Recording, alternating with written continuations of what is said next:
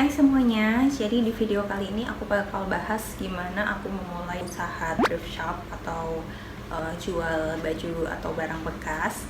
Jadi di sini mungkin sebagian dari kalian ada keinginan untuk menjual kembali barang-barang yang sudah tidak kalian pakai, mungkin supaya sekalian bersih-bersih kamar kalian, atau memang kalian membutuhkan uang tambahan untuk daily life kalian.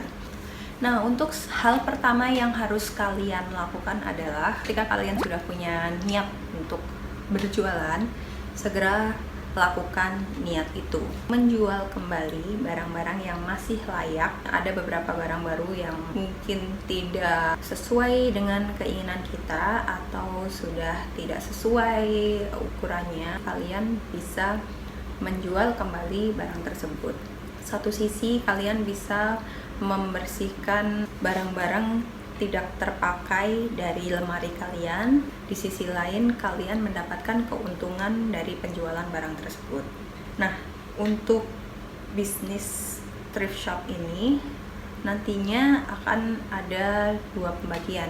Ini kalau versi aku ya. Jadi untuk barang-barang atau baju-baju kalian ada dua yang aku bedain. Satu adalah barang yang memang aku sengaja jual murah karena barang tersebut mungkin sudah terlalu mainstream, sudah banyak yang punya, atau barangnya barang-barang basic seperti itu. Tetapi nilai plusnya adalah karena ini bukan barang baru bagi konsumen, ini memiliki harga beli yang lebih rendah, asalkan untuk barang-barang ini memang masih layak untuk dipakai. Jadi jangan asal-asalan menjual baju yang kira-kira sudah warnanya mungkin sudah nggak bagus atau gimana kayak gitu. Lebih baik untuk tidak dijual karena nanti akan menimbulkan suatu komplain dari customer kita kalau memang kita menjual baju yang tidak sesuai dengan deskripsi seperti itu. Untuk yang kedua, barang-barangnya itu adalah barang yang memang unik atau barang yang memang dulunya kita beli dengan harga mahal, atau barang yang memang sekarang sudah jarang ditemukan di toko-toko. Jadi untuk barang kedua ini nantinya kita bisa jual dengan harga yang cukup tinggi, yang mana walaupun cukup tinggi ini tapi karena dia memang nilainya adalah sebagai barang bekas, jadi harganya tentu saja tidak seperti harga toko.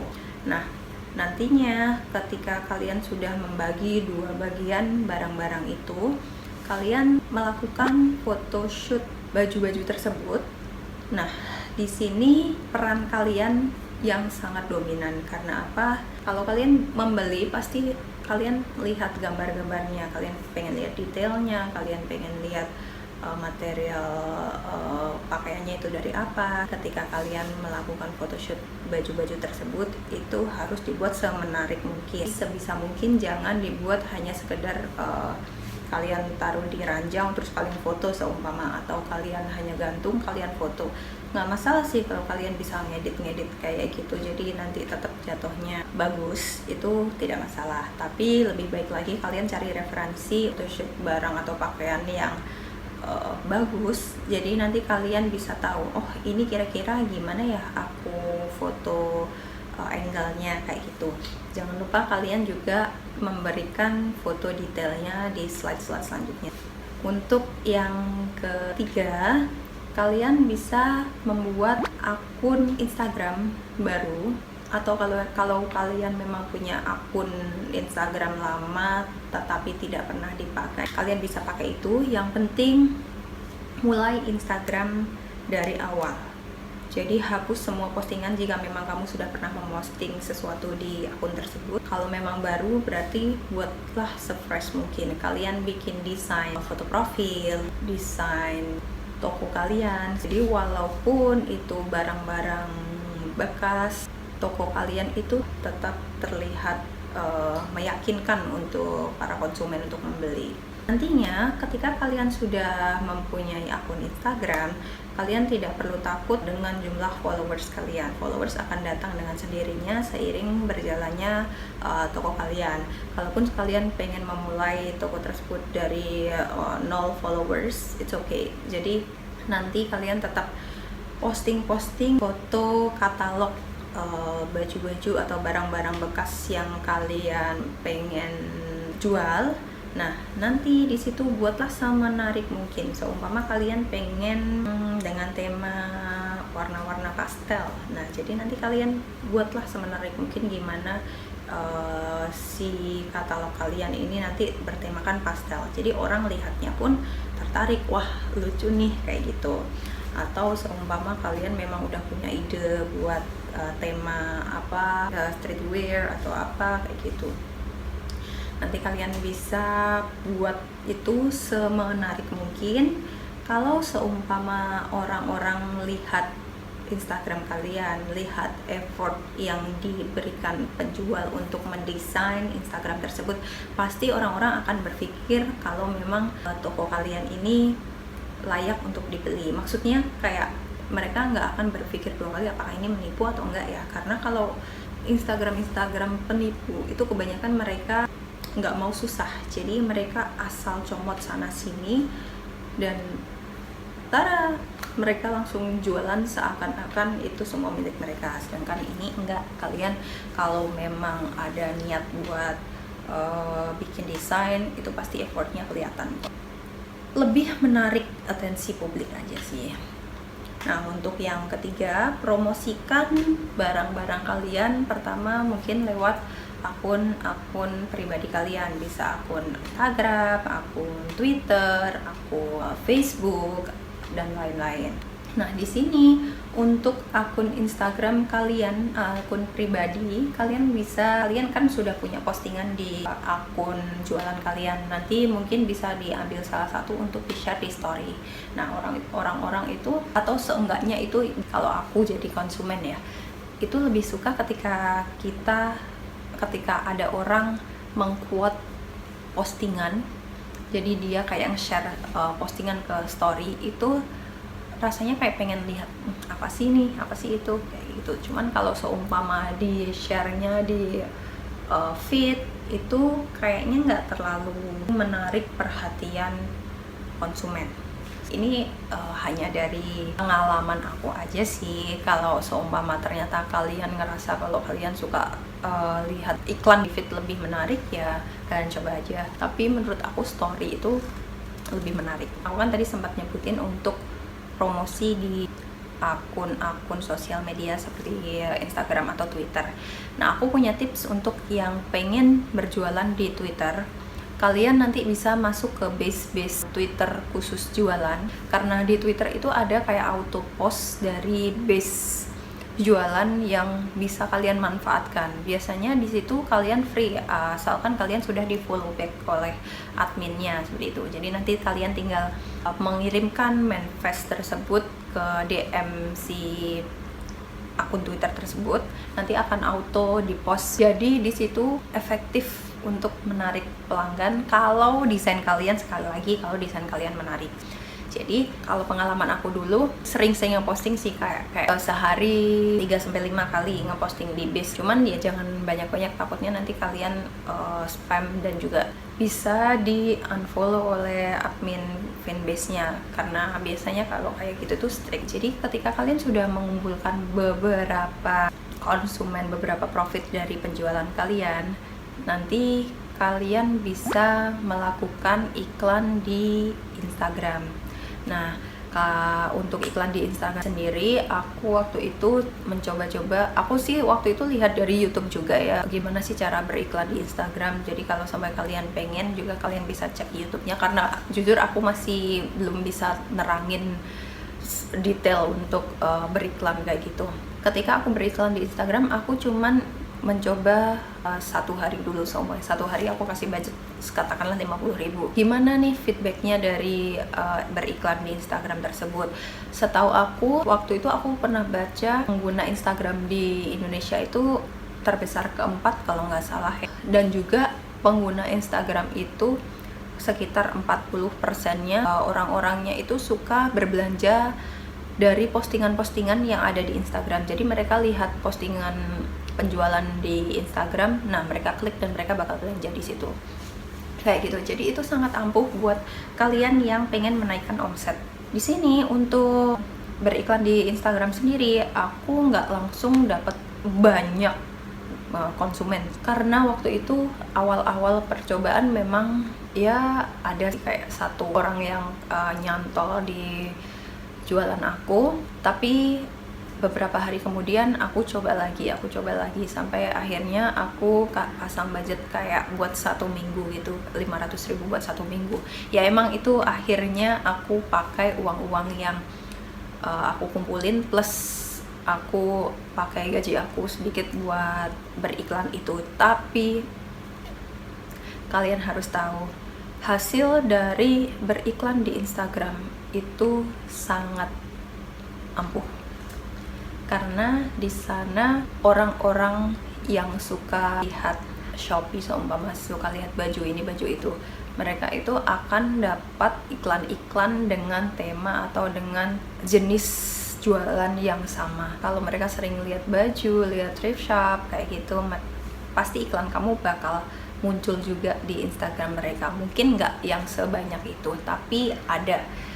Nah, di situ yang paling signifikan itu pasti adalah total followers Instagram kamu.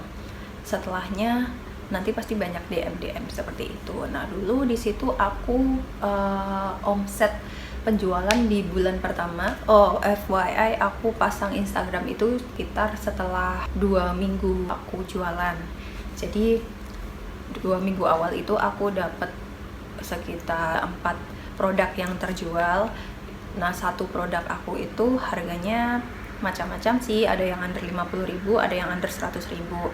Nah, kalau di rata-ratain kira-kira aku 50.000 kali 4 produk ya. 50.000 kali 4 produk itu 200.000. Nah, dari 200.000 itu aku ambil 50.000-nya untuk beriklan untuk 1 hari. Nah, di situ memang nggak langsung ada yang order kayak gitu, cuman aku ada beberapa followers tambahan di Instagram aku. Setelahnya aku masih manual promo-promo kayak gitu, termasuk di Twitter. Akhirnya ada lagi yang beli di tempat aku, ya emang yang kebanyakan dibeli sih yang murah-murah ya, kayak yang under 50.000 gitu. Jadi harga-harga yang aku patok itu kebanyakan rata-rata memang under 100.000. Kebetulan barang-barang aku cukup banyak, cukup lah kalau untuk menghasilkan berapa juta rupiah. Nah, kita balik ke Instagram tadi.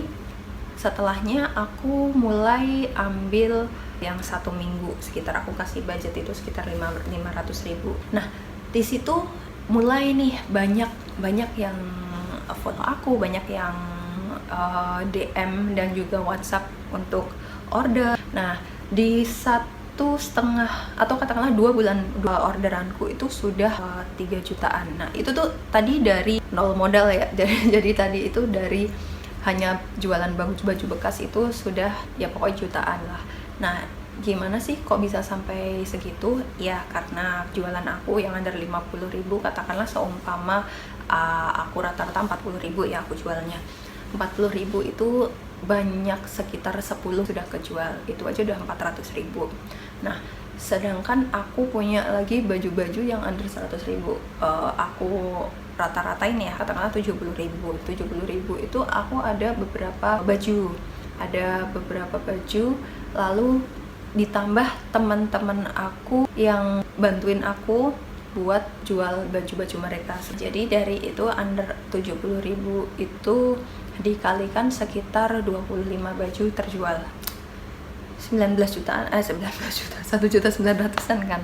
Nah, sekitar segitu. Setelah itu aku mulai aktif nih pasang iklan. Nah, aku juga ambil kayak dari supplier karena memang kondisinya ini jualan baju bekas di mana kuantitinya terbatas, di mana ini nggak diproduksi sold out langsung diproduksi lagi dalam jumlah besar, enggak.